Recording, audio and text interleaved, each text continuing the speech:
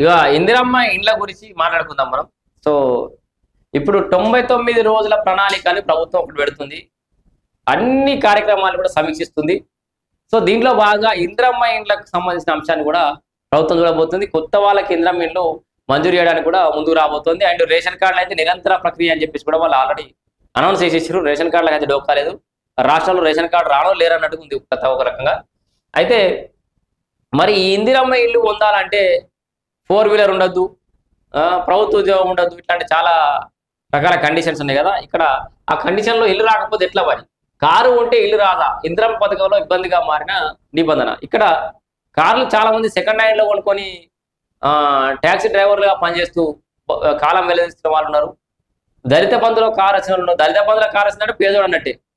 మరి వీళ్ళిద్దరి పరిస్థితి ఏంది అన్నట్టుగానే ఇక్కడ పూర్తి వార్త సమాచారం చదువుదాం ఒకసారి. పాత కార్లు కొనుక్కొని ఉపాధి పొందుతున్న పేద డ్రైవర్లు, మరికొందరికి దళిత బంధులో 4 వీలర్ అయితే మంజూరైంది. వీరంతా పేదలే అయినా పథకానికి అనర్హులే. మరి పథకంలో నిబంధన అది ఏంది? ఉమ్మడి కరీంనగర్ జిల్లాకు చెందిన సంజయ్కి ఇందిరమ్మ ఇల్లు మంజూరైంది. అతనిది నిరుపేద కుటుంబం, ఉండేందుకు ఇల్లు సైతం సరిగ్గా లేదు. దాంతో ప్రభుత్వం ఇచ్చే 5 లక్షలతో ఇల్లు నిర్మించుకోవాలనుకున్నాడు. కానీ అంతలోనే అధికారులు బాంబు పేల్చారు. ఆయనకు ఒక కారు ఉన్నది, దాన్ని క్యాబ్ నడిపిస్తున్నాడు. రోజువారీ డ్రైవర్ ఉద్యోగం చేస్తేనే ఆయన కుటుంబం గడిచేది.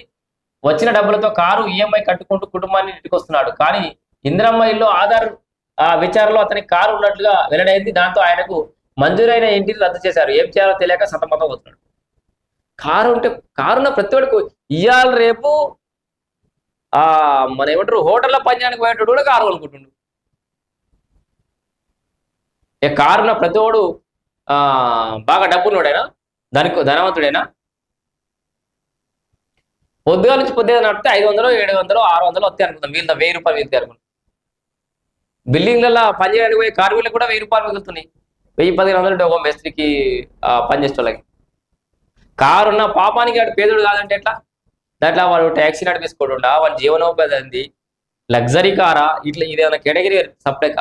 లగ్జరీ కారు కొంటే ఒక రకంగా, నార్మల్ వెహికల్స్ కొంటే ఒక రకంగా. ఇట్లా ఉంటే దూడురి.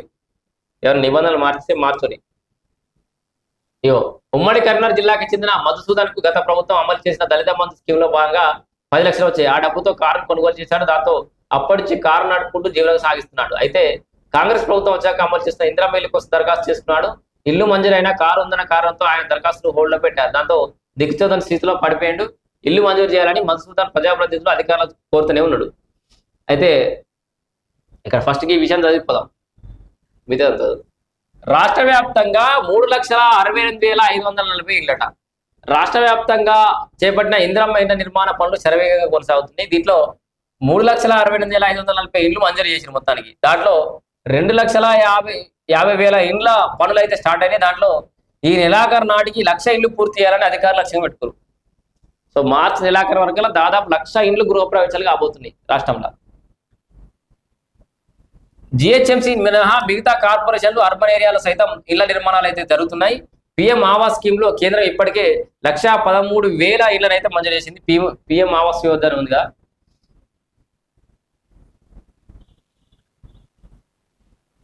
అయితే దళిత బంధు లబ్ధిదారు అయితే దూరం అవుతారు. కొంతకాలం కింద ఇంకా కొంతమంది పరిస్థితి అయితే మరింత విచిత్రంగా మారింది. గత ప్రభుత్వం అసెంబ్లీ ఎన్నికలకు ముందు దళిత బంధు పథకాన్ని తీసుకొచ్చింది. దాంట్లో ఈ స్కీమ్ ద్వారా పేద దళిత కుటుంబాలకు 10 లక్షల చొప్పున ఆర్థిక సాయం అందించింది. అయితే ఈ సహాయం పొందిన చాలా మంది పేదలు జీవనోపాధి కోసం కార్లు కొనుగోలు చేశారు. ఈ పథకం ద్వారా పొందిన వాహనాలను ఉపయోగించి వారు డ్రైవింగ్ చేసి కుటుంబాన్ని పోషిస్తారు. కానీ అదే కారు కారణంగా ఇప్పుడు వారికి ఇందిరమ్మ ఇల్లు రాకుండా పోతుండటం పెద్ద సమస్యగా అయితే మారింది. ప్రభుత్వమే ఒక పథకం ద్వారా పథకం ఉపాధి కోసం కారు ఇచ్చి మరో పథకంలో అదే కారణంతో అర్హతలను తిరస్కరించడం అన్యాయమని బాధితులు అంటారు. గ్రామ స్థాయిలో జరిగిన సర్వే సమయంలో అధికారులు వారి పరిస్థితిని పరిశీలించి కొందరిని అర్హులుగా ఎంపిక చేసినట్టు సమాచారం. కానీ తర్వాత వాహనాల వివరాలను పరిశీలించగా కారు ఉన్నట్టు గుర్తించడంతో కొంతమంది మంజూరైన ఇళ్లను రద్దు చేసినట్టు తెలుస్తోంది. దీంతో ఇల్లు వస్తుందని ఎదురు చూస్తున్న పేద కుటుంబాలకు తీవ్ర నిరాశ అయితే మిగులుతుంది. సో మొత్తంగా ప్రభుత్వం దీని మీద ఒకసారి పునరాలోచన చేయాలి. వాళ్ళ కారు రాగానే ఓకే, అది కారును కొంతమంది ఇప్పుడు ట్యాక్స్ ప్లేట్ మారుస్తారు, కొంతమంది మార్చకపోయినా కిరాయిల కట్టి పోయి తిరిగి వస్తారు. పేదోడు ఏం చేయమంటావు? కోట్లు ట్యాక్స్లు కొట్టేటోనేమో ఏమన్నది ప్రభుత్వాలు. ఇంత ట్యాక్స్ ప్లేట్ కట్టుకోకుండా ట్యాక్స్ ప్లేట్ పెట్టుకొని కారు నడిపించుకోవడానికి ఇబ్బంది అవుతుంది. మేము కొనుగోలు చేసిన కార్లు విలాసం కోసం కాదు, కేవలం జీవనోపాధి కోసం మాత్రమే. రోజువారీ ఆదాయంతోనే కుటుంబాన్ని నెట్టుకొస్తున్నాం. అయినప్పటికీ కారు ఉన్న కారణంగా పథకం నుంచి తొలగించడం సరైన నిర్ణయం కాదని వారు అభిప్రాయపడతారు. ఉపాధి కోసం ఉపయోగిస్తున్న వాహనాలు ప్రత్యేకంగా పరిగణించి పేద డ్రైవర్లకు ఇందిరమ్మ ఇళ్లలో అర్హత కల్పించాలనే డిమాండ్ ప్రజాప్రతినిధుల నుంచి కూడా పెరుగుతుంది. లేదంటే నిజంగా అవసరమైన పేద కుటుంబాలు ప్రభుత్వ గృహ పథకం ప్రయోజనాల నుంచి దూరమయ్యే అవకాశం ఉందని చెప్పేసి కూడా ఆలోచిస్తారు. సో ఇట్లా ఏదైనా ఇందిరమ్మ ఇళ్లకు సంబంధించి కూడా ప్రభుత్వం కూడా ఒకసారి పునరాలోచన చేయాలి. పేద డ్రైవర్లు అంటే దళిత బంధువులు వచ్చిందా, లేకపోతే సొంత పైసలు కొనుక్కున్నాడా, సెకండ్ హ్యాండ్ లో కొనుక్కున్నా, కొత్త కారు కొనుక్కున్నా తర్వాత విషయం. వాళ్ళు ఉపాధి కోసం వాడుకునేటువంటి కారును అడ్డుగా పెట్టి వాళ్ళకు ఇందా మిల్లి ఇవ్వమంటే కరెక్ట్ కాదు. ప్రభుత్వం కూడా ఈ నిబంధనల మీద ఒకసారి పునరాలోచన చేయాలని చెప్పి కూడా నేను ప్రభుత్వాన్ని రిక్వెస్ట్ చేస్తున్నాను.